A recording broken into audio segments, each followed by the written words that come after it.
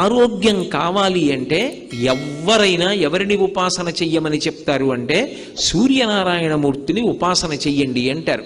ఇప్పటికీ పిల్లల దగ్గర నుంచి పెద్దల వరకు సూర్య నమస్కారాలు చేస్తారు.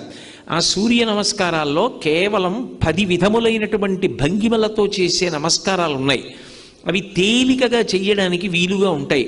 ఆ సూర్య నమస్కారం చెయ్యడం కేవలము శరీరమునకు ఆరోగ్యం ఇవ్వడానికి ఒక్కదానికే కాదు, ఆ సమయంలో సూర్య బింబాన్ని ఉపాసన చేస్తారు మనసుతో.